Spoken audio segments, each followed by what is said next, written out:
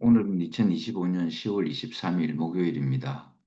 매주 목요일 오전 10시에는 고린도전서 말씀으로 함께 은혜를 나누고 있습니다. 오늘 고린도전서 말씀은 16장 1절에서 7절까지입니다. 읽어드릴게요. 성도를 위하는 연보에 관하여는 내가 갈라디아 교회들에게 명한 것 같이 너희도 그렇게 하라. 매주 첫날에 너희 각 사람이 수입에 따라 모아두어서 내가 갈 때에 연보를 하지 않게 하라. 내가 이를 때에 너희가 인정한 사람에게 편지를 주어 너희의 은혜를 예루살렘으로 가지고 가게 하리니 만일 나도 가는 것이 합당하면 그들이 나와 함께 가리라. 내가 마게도냐를 지날 터이니 마게도냐를 지난 후에 너희에게 가서 복 너희와 함께 머물며 겨울을 지냈듯도 하니 이는 너희가 나를 내가 갈 곳으로 보내어 주게 하려 함이라. 이제는 지나는 길에 너희 보기를 원하지 아니하노니 이는 만일 주께서 허락하시면 얼마 동안 너희와 함께 머물기를 바랍니다. 연보에 대한 두 번째 시간을 갖도록 하고 바울이 이렇게 부활 생명을 이렇게 이야기하고 난 다음에 그 다음에 이렇게 연보에 대해 즉 헌금에 대해서 이렇게 말씀을 했습니다. 그것은 전적으로 예루살렘을 돕기 위한 바울의 마음입니다. 교회를 이루기 위한. 교회는 주님의 몸이잖아요. 주님의 몸이기 때문에 어, 주님의 몸이라는 그 부활 생물을 이루어진 몸이다 이 말인 것입니다. 부활이라는 뜻은 옛 것이 끝났다. 새 것이 되었다 이 말이고 옛 생명, 곧 아담이 먹었던 선악의 생명은 끝이 나고 예수 그리스도의 다시 사심에 하나님의 영원한 생명, 이것이 바로 부활 생명입니다. 그래서 부활 생명은 나는 죽고 그리스도만. 이게 부활입니다. 나는 죽고 내가 사는 것은 부활이 아니고 소생입니다. 소생하면요, 옛사람 그대로기 때문에 안 바뀝니다. 또 그렇게 흘러갑니다. 그래서 부활이라는 것은 완전히 다른 생명체를 이야기하고 있습니다. 내가 예전에 이렇게 살았다면 지금 그렇게 살지 않는 것입니다. 내가 예전에 땅에 소망을 두고 살은 사람이라면 부활이 되고 나면은 해번에 하나님 나라에 소망을 두고 사는 사람이 됩니다. 옛날에는 나를 위하여 예수를 믿었다면 부활 생명은 하나님 나라를 위하여 믿는 생활이 된다 이 말인 것입니다.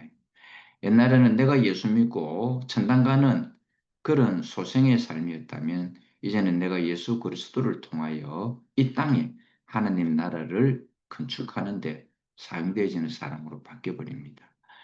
부활 생명은 완전히 다르다 이 말인 것입니다.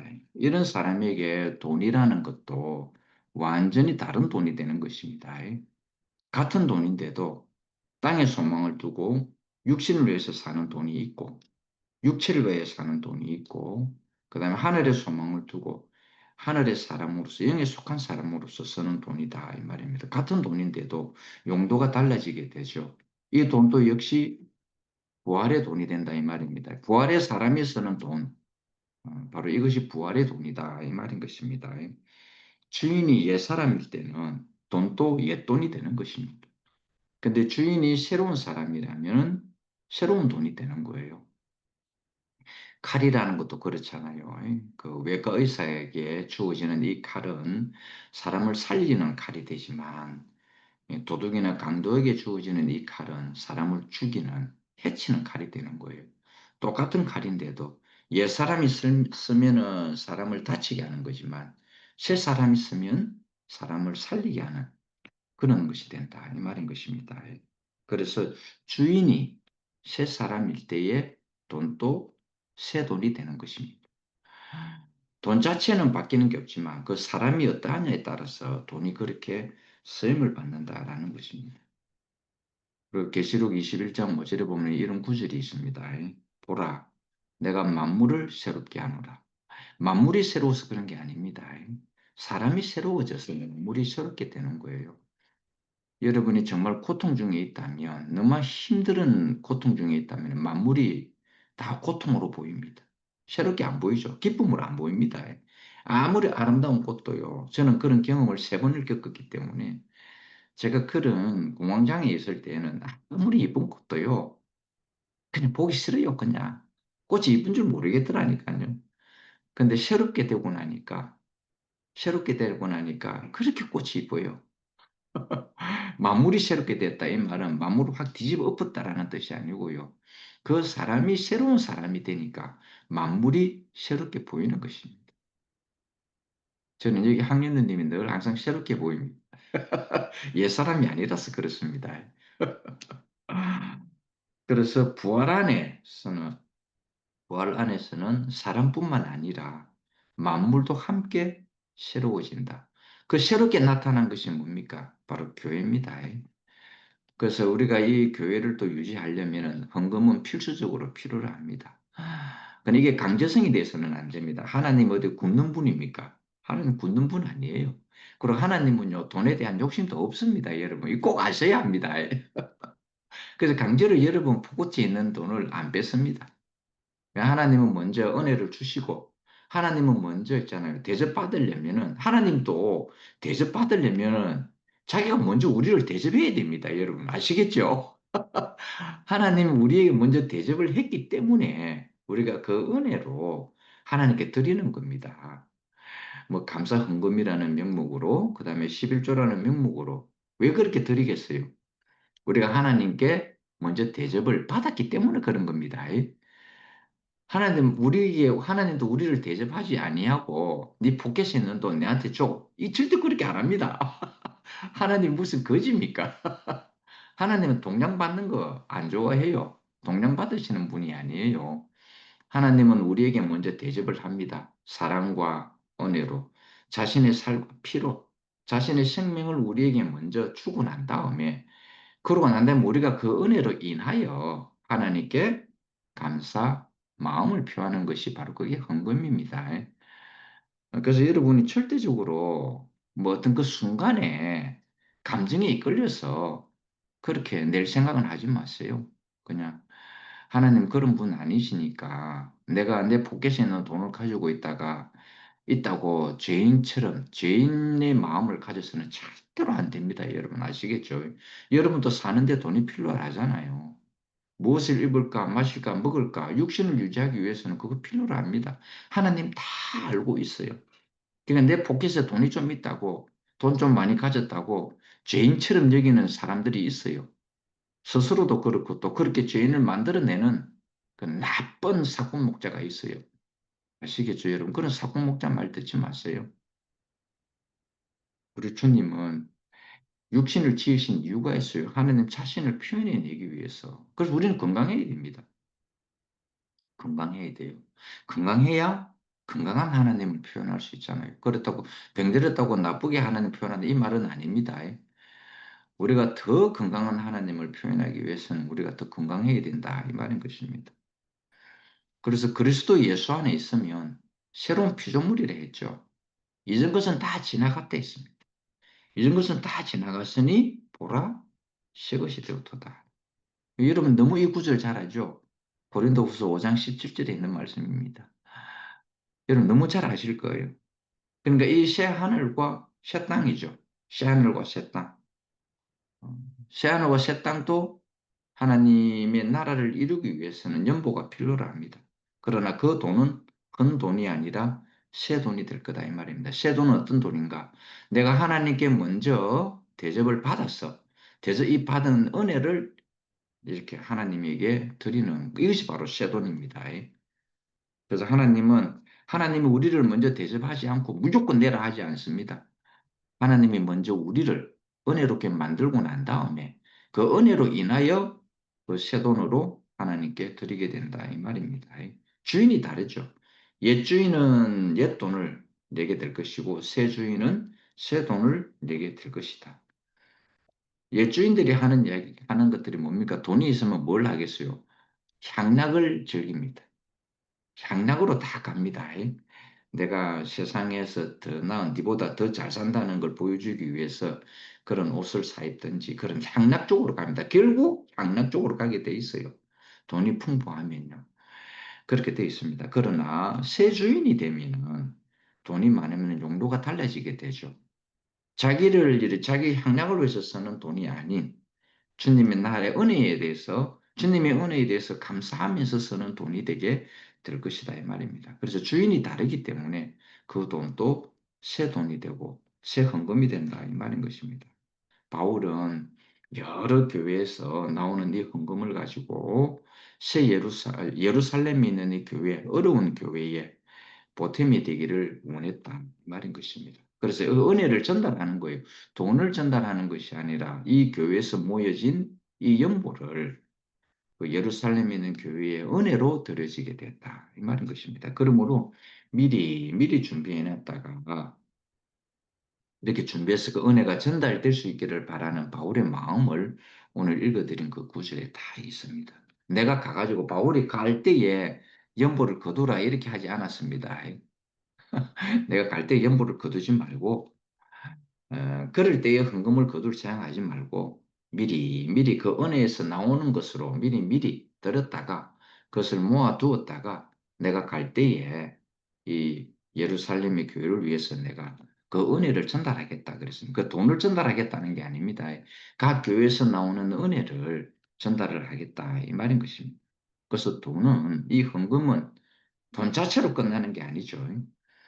돈은 돈 자체로 끝나는 것이 아니라 그 각 교회에서 나오는 그 헌금은 그 각 교회에 그 돈은 어떤 돈입니까? 피 같은 돈이잖아요. 그냥 나오는 돈이 있겠습니까? 정말 피 같은 돈입니다. 정말 살과 피 같은 돈이거든요. 그게 그냥 나올 수는 없습니다. 그 의무적으로 내서는 안 됩니다. 그러니까 여러분이 은혜가 올 때에 내도 됩니다. 여러분 은혜가 없는데도 억지로 내면요. 오히려 여러분 마음이 더 괴로워져요. 그 하나님도 원치 않고요. 그러니까 여러분의 은혜가 왔을 때에 조금씩 내는 그것을 모아두었다가 그 돈을 전달하는 게 아니죠. 그 각 교회의 사람들의 사랑과 은혜를 전달하는 거잖아요. 그렇죠? 우리가 물건을 사고 보내줘도 물건을 전달하는 게 아니지 않습니까? 나의 마음과 사랑을 이렇게 대신 전달하는 것입니다. 그래서 그 물건을 받았을 때에 물건을 보고 기뻐하는 것이 아니라 그 사람의 사랑과 은혜를 보고 기뻐하는 거예요. 이번에 지원자매 집에 우리 형제들이 갔는데 너무 있죠. 맛있는 차, 너무 맛있는 차를 줘가지고 그날 밤 제가 꼴딱 밤을 샐 뻔했지 않습니까? 차가 돼가지고 카페인을 찐딱 먹어가 그날 오후에 왜 이래 내가 멀뚱멀뚱하지? 저는 한 9시 되면은 눈이 감기는 사람이거든. 8시 반부터 시작해가지고. 근데 그러는 밤 10시가 넘도록 눈이 말똥말똥한 거는 가만히 원인을 보니까 그 홍차였어요. 홍차. 카페인이 많은. 그래서 우리는 그 사랑과 은혜를 전달하고 그 사랑과 은혜를 받는 것입니다. 그래서 돈의 그거 자체의 가치를 넘어서는 거예요. 사랑과 은혜죠. 기쁨이죠. 기쁨으로 전달이 된다 이 말입니다. 그러니까 바울도 그렇게 이야기를 했죠. 내가 갈 때에 헌금할 생각하지 말고 갈 때에 이렇게 헌금을 모을 생각하지 말고 그때 은혜가 나오는 대로 그것이 1원이 되었든 10원이 되었든 100원이 되었든 그 은혜를 내어서 그것이 모아지면 내가 갈 때 내한테 주면 여러분의 사랑과 은혜를 예루살렘에 있는 교회에다가 좀 어려운 교회에다가 내가 전달을 해주겠다. 이렇게 바울이 그렇게 했다라는 것입니다. 저도 이렇게 사도행전의 순회를 할 때 여러분이 뭐 돈을 10,000원이든 20,000원이든 그렇게 은혜를 베푸는 사람이 있습니다. 저는 절대 그거요 정말 소중하게 여기고 따로 이렇게 딱 곳간에다가 놓습니다. 그래서 정말 생명을 살리는 일이 있을 때에 그것을 과감하게 사용하게 될 것입니다. 너무너무 소중한 돈이기 때문에 그거는 돈이 아니에요. 여러분의 생명입니다. 여러분의 살과 피기 때문에 제가 허투루 쓸 수는 없는 거예요. 그래서 정말 생명을 살리는, 그 사람을 살리는데 사용을 하게 될 것입니다. 어떤 용도로 써야든지 허투루 쓰여지는 돈이 안 될 거예요. 사람을 살리는데 반드시 사용이 될 것이다. 이 말인 것입니다. 그래서 교회는 무엇인가? 새 생명입니다. 새 생명으로 이루어진 것, 부활 생명으로 이루어진 것이 바로 교회입니다. 이 교회의 기반을 보면은 여러분 예수의 살과 피입니다. 예수의 살과 피가 그 기반이 되어져 있습니다. 그 위에 서는 것이 바로 새 생명이고 그것이 교회, 주님의 몸이 된다라는 것입니다. 그러니까 돈도 새 돈이 되어야 됩니다. 마음에 없는 돈을 이렇게 끌어내지 마시고요. 대부분의 사람들 그거 막 끌어서 내려 그러거든요. 절대 그러지 마세요. 그렇게 안 해도 됩니다. 우리 주님은요, 이 만물을 지으신 분이잖아요. 그렇죠? 만물을 지으신 분입니다. 그게 어디서 나왔겠어요? 주님 안에서 다 나온 거잖아요. 그래서 우리가 이 돈이라는 이 물질을 드리는 것은 돈을 드리는 것이 아니라 사랑과 은혜를 기쁨으로 전달하는 것입니다. 저는 그것을 알아요. 그럼 저는 너무 그것을 알기 때문에 너무 소중히 여깁니다. 여러분의 살과 피라는 걸 저는 알기 때문에 단 1원이라도 너무너무 저는 소중히 여깁니다. 그래서 진심으로 감사한 마음을 갖고 있습니다. 주님의 복음이 전하여질 때 반드시 여러분이 한 이 헌금도 여러분의 뜻과 마음으로 함께 전달이 될 것입니다. 그래서 참으로 감사한 마음을 저는 갖고 있습니다.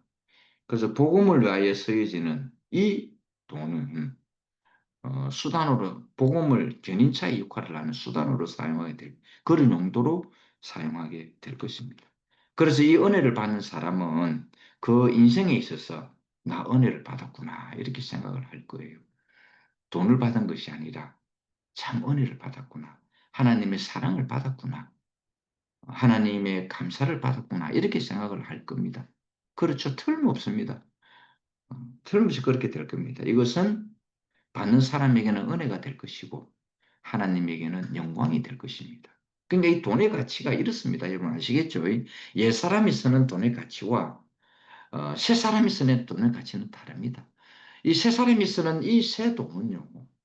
그것을 받는 사람에게는 진심으로 은혜가 될 것이고 또 그것이 하나님에게서는 큰 영광이 될 것이기 때문에 그렇다라는 것입니다. 그래서 우리는 주님께 먼저 대접을 받았기 때문에 그 대접받은 것을 은혜로 감사함으로 연보를 하는 거예요.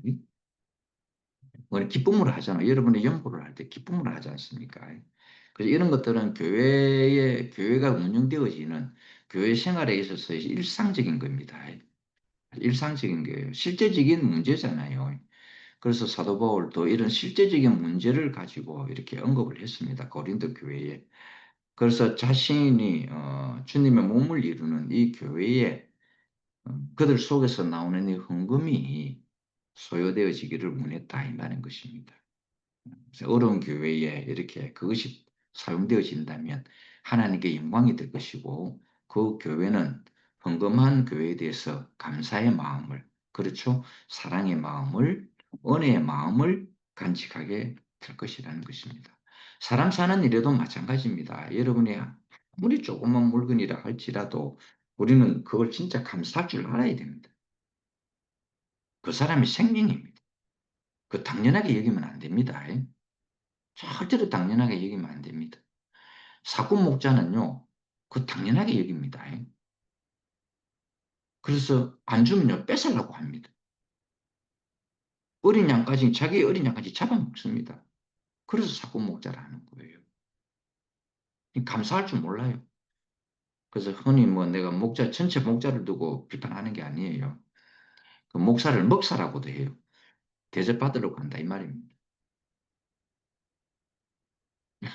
어떤 맛있는 걸 사주나, 이 성도가. 그런 생각을 한다, 이 말인 것입니다. 뭐, 네, 전부 다가 그렇다는 거 아닙니다. 진심으로 어린 양을 돌보는 목자들이 많이 있습니다.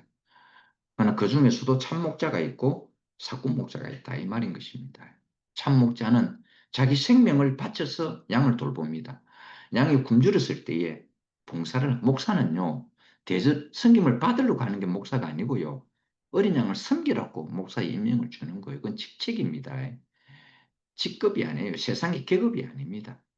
내가 목사가 되었다면 어린 양을 진심으로 네 목숨을 다하고 성품을 다하고 뜻을 다하고 힘을 다해서 너의 어린 양, 곧 주님의 어린 양을 보살피라. 이 뜻으로서 그런 직책을 주는 거예요.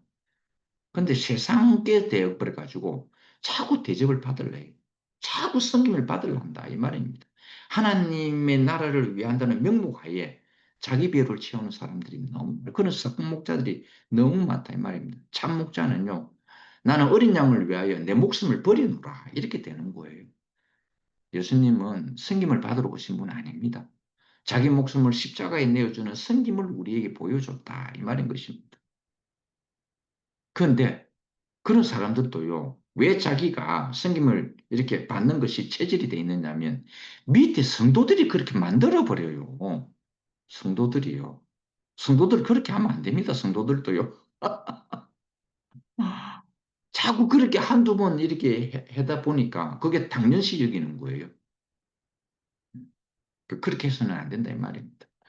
참 목자, 자기의 생명으로 어린 양을 돌보는 거예요. 그래서 이런 교회는 주님의 몸이기 때문에 주님의 몸은 주님 자신의 살과 피를 통해서 세워지는 것이지 다른 사람의 살과 피를 뺏어 와가지고 세우는 것이 절대 아니다 이 말인 것입니다.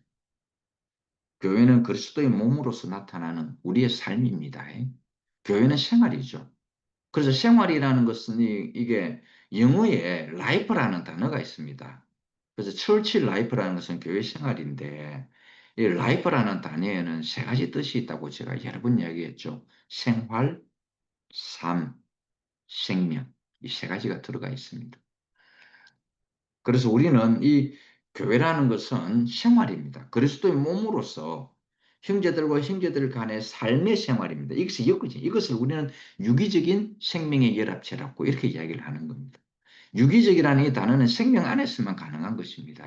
지식 안에서는 가능하지 않습니다. 그래서 우리는 우리의 일상생활을 통해서 그리스도가 표현되어지는 것, 그것이 단체적으로 나타난 것이 몸으로 나타난 것이 바로 교회라는 뜻입니다. 선악과를 먹은 아담과 하와, 사탄의 게임이 빠져서 사탄을 머리로 삼았던 존재가 됐다 이 말인 것입니다. 그러나 다시 그 머리가 그리스도로 되돌려지는 것입니다. 이게 구속이라는 말이 바로 그 머리입니다. 머리가 되돌려졌다 이제. 그래서 이 사도 바울은 내가 일시적으로 너희들에게 지나가는 사람으로 있지 아니하고 너희들과 함께 머물기를 원한다 그랬습니다. 함께 머물기를 원한다. 참 난 이 사도 바울의 마음이 너무너무 깊이 알아져요. 제가 이렇게 사도행위 현조 자매와 같이 독립자 관계 다닐 때에 그냥 이슬지를 오래 잠깐만 보고 의무적으로 갔다 오는 마음이 아니에요. 난 여러분과 한 시간이 되었든 두 시간이 되었든 아니면은 1박이 되었든 함께 살고 싶고 함께 머물고 싶은 마음으로 가는 거예요. 그냥 잠깐 의무적으로 들렀다가 가는 이 마음이 아니에요. 난 여러분과 함께 살기 위해서 가는 거예요. 어떤 뭐 신비로운 말씀을 전하고 정말 해석을 잘하는 성경을 해석해 주러 가는 게 아닙니다, 여러분. 저는요, 저는 그렇게 똑똑한 사람이 아니에요. 성경을 정말 휘황찬란하게 해석해 줄 수 있는 사람도 아니에요. 저는 단지 여러분과 함께 이 그리스도의 생명으로 살고 싶어서 가는 거예요. 단지 내가 육신을 가진 사람이기 때문에 잠깐 머물다가 갈 수는 있어요. 그러나 제 마음은 그 잠깐은 머물다가 가는 마음이 아니고 여러분과 함께 살고 싶은 마음으로 가는 거예요. 함께 살아봅시다. 함께 살아보면 알 거 아니겠습니까? 저 사람이 그리스도의 생명으로 사는 것인지 아니면 선하게 옳고 그름으로 지식으로 사는 것, 의무적으로 왔다가 가는 것인지 여러분 다 우리 같이 지내보면 다 알아요. 이것은요. 그래서 나는 여러분과 함께 살기 위해서 잠깐이라도 가는 것입니다. 그냥 지나치기 위해서 가는 게 아니다 이 말인 것입니다. 세상은 그렇잖아요. 아무리 친한 사람이라도 자기 가족이라도 자주 오면 귀찮습니다. 귀찮게 여기지, 짐으로 여겨지게 된다라는 것입니다. 자기 생활의 바운다리가 허물어지죠. 또 특히 요즘 같이 그 개인주의 있잖아요. 프라이버시라는 그 이름 하에 그런 것 때문에 개인주의가 팽배해집니다. 그러니까 어느 집도 내가 친해도 자주 가면 귀찮아질 수가 있어요. 근데 바울의 마음은 그렇지가 않았다라는 겁니다. 지나가는 길에 잠시 보고 지나가는 걸 원치 않았다라는 것입니다. 함께 더 머물면서 함께 더 짜여지고 함께 더 교통하고 함께 더 하나님을 찬양하는 시간을 오래도록 갖고 싶었던 것이 바로 바울의 마음이었다라는 것입니다. 제가 이 생명의 세계로 딱 넘어오니까 완전히 달라진 현상이 하나가 있었어요. 그게 뭐냐면 형제 얼굴이 보고 싶어서 미치겠는 거 있죠. 헤어지기가 너무 싫어요. 너무너무 헤어지기가 싫었어요. 그래서 우리 같이 살자를, 그 같이 살 수 있는 공동체 건물을 만들자까지 했습니다. 이거는 자연 발생적으로 나오대요. 아, 하나님의 생명이 들어오면 이렇게 되는구나. 하나님이 자기 아들을 십자가에 내어줄 정도로 우리와 함께 살고 싶어 하는 마음이 바로 이 마음이구나 하는 걸 알게 됐어요. 여러분, 생명이 들어오면요, 보고 싶어 환장합니다. 헤어지기 싫어요. 같이 있고 싶어요. 그래서 저는 어떻게 됐냐면은 밤 새벽에 일어나가 너무 보고 싶어서 잠이 딱 깰 때가 있어요. 형제가 보고 싶어서. 그래서 달려갑니다. 자는 줄 알고 있어요. 그러나 미치겠어요. 그 사람이 자는 것보다 내가 그 형제를 보는 게 더 크기 때문에 그 새벽 시간이니까 문 두드려 가지고 자는 놈 깨워가지고 얼굴 한번 딱 보고 이제 자라 하고 나 또 돌아옵니다. 어떻게 보면 미친놈이죠. 아, 실컷 잠 잘 자고 있는 사람 새벽에 깨워놔 놓고는 이제 자라 하고는 되고 오니까 그 정도로 미쳐요. 보고 싶어서 환장하는 거예요. 제가 생명이 딱 돌았을 때 처음 나타난 현상이 바로 그거였습니다. 모습을 미치게. 이게 하나님의 생명이구나. 하나님은 우리와 함께 살고 싶었어. 함께 살고 싶었어. 마지막에는 최종적으로는 우리를 신부로 만들어서 자기 침상에서까지 함께 있고 싶었어. 우리를 신부로 만들었구나. 자기는 신랑이 돼. 이 아들이라는 명목하에 와가지고 그 십자가의 피 흘림을 통해서까지 우리와 함께 살고 싶어서 그랬구나. 그 창세기에 딱 나타나잖아요. 하나님이 아담과 하와를 자기 동산에 두었더라. 이 말은 함께 살고 싶다 이 말입니다. 함께 살고 싶어. 지나가는 분으로 있지 않는 거예요. 필요할 때에 휴대폰처럼 꺼내가 쓰고 포켓에 넣는 그런 존재가 아니라 하나님은 영원히 우리와 함께 살고 싶을 거예요. 그것을 예수를 통하여 딱 나타냈죠. 한 아이가 태어날 것인데 임마누엘이라 하죠. 이건 뭔 말입니까? 내가 너희와 항상 함께 있겠다. 함께 살겠다 이 말입니다. 그리고 예수께서 성천하실 때도 그랬죠. 세상 끝날까지 나는 너희와 함께 있을 것이다. 함께 살 것이다 이 말인 것입니다. 여러분 안에 그리스도의 생명이 들어가면 자연 발생적으로 함께 살고 싶어서 환장해집니다. 이건 절대 억지가 아닙니다. 함께 살자가 아니에요. 이거는 함께 사라지게 돼 있다 이 말인 것입니다. 그래서 저도 이렇게 그리스도의 복음을 이렇게 전하고 난 다음에 다 전하고 난 다음에 그 사람이 나한테 질문을 하는 게 마지막 질문이 이겁니다. 그럼 어떻게 하면 그렇게 됩니까? 라고. 이 질문은 꼭 나와요.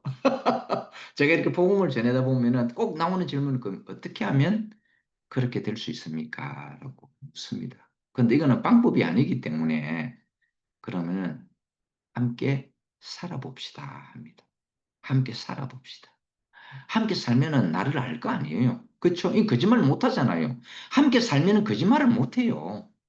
저는 우리 자매도 나한테 마찬가지지만 거짓말하면 다 돌통납니다. 그 40년 넘게 살았는데 그걸 왜 모르겠어요. 그렇죠? 다 들통납니다. 함께 살면요 일일이 다 보여지잖아요. 일거수일투족이 보여지는데 왜 그 마음이 안 읽어지겠습니까? 그래서 제 마지막 말은 함께 삽시다. 함께 살아봅시다 이겁니다. 우리 주님은요 함께 살려고 하는 분입니다. 우리와 함께 살려고 하는 분이 바로 우리 주님입니다. 그래서 바울은 지나가는 일에 잠시 머물고 잠시 있다가 지나가는 스치는 사람이 아니라 나는 너희들과 함께 살고 싶다 이 마음을 이야기해 줬다라는 것입니다. 그래서 이 바울의 마음 주 안에서 형제들과 함께 교통하며 형님 교통하면서 주님을 찬양하고 싶은 마음을 우리에게 표현해 주고 있다라는. 그러나 선악과를 먹은 사람은요 함께 사는 거 싫어합니다.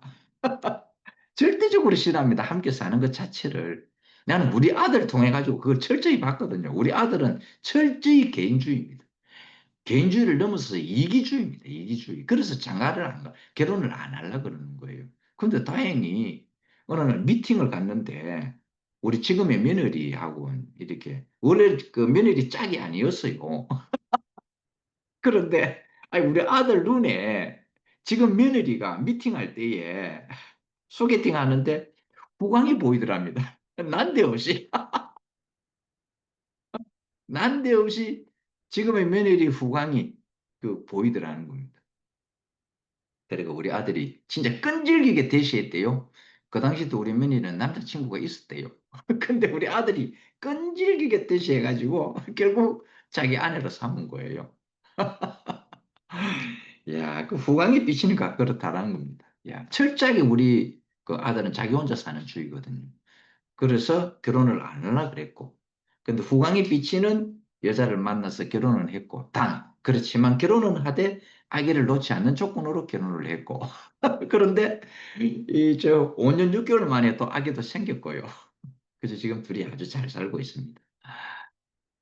참 감사한 일이죠. 우리 하나님은 우리와 함께 살고 싶은 마음으로 아들을 십자가에까지 내어주었습니다. 이거는요, 함께 살려고 하는 것입니다. 아시겠죠? 함께 살려고 그러는 거예요. 그래서 우리가 함께 살 수 있는 유일한 길은 뭔가? 내 생각에, 우리가 결혼은 제약의 생활입니다. 내 생각과 내 어떤 것들이 다 끝나야 됩니다. 그래야 함께 살 수 있습니다. 결혼을 했음에도 불구하고 내 생각을 없애지 않으면 못 삽니다. 헤어져야 되는 거예요. 내 생각을 굽히지 않으면 못 삽니다. 하나님은 자기 계획을 굽히신 분이고 자기의 생각을 십자가에 못 박으신 분입니다. 하나님이 먼저 그랬습니다. 아시겠죠? 그래서 그 생명을 우리가 받았기 때문에 우리도 이 함께 사는 비결을 알게 됐다 이 말입니다. 함께 살 수 있는 이 비결이 바로 십자가구나 하는 것을 알게 된 것입니다. 십자가 없이는 연합이 이루어질 수 없습니다. 이방인과 유대인이 하나로 연결되고 하나님과 사람이 하나로 연합될 수 있는 유일한 길은 십자가의 길밖에 없어요. 이 십자가는 옛것을 다 끝내는 것입니다. 내 생각을 다 끝내고 내 주장을 다 끝내는 겁니다. 오직 하나님의 성품으로 하나님의 생명으로만 이렇게 사는 것. 이것이 바로 부활의 삶이고 새 사람의 삶입니다. 자, 나는 이 사도행전의 길을 떠날 때에 현주자매와 통역자가 사도행전 길을 떠날 때에 함께 살려고 떠나는 것입니다. 난 여러분과 함께 살고 싶어서 비록 시간은 어쩔 수 없이 육체를 가진 이 한계 때문에 한 시간이 되었든 몇 시간이 되었든 1박이 되었든 그 창간에다가 올 수밖에 없지만은 그러나 저의 마음은 여러분과 함께 사는 것입니다. 여러분도 이 생명으로 함께 살기를 소망합니다. 주님을 찬양합니다. 할렐루야.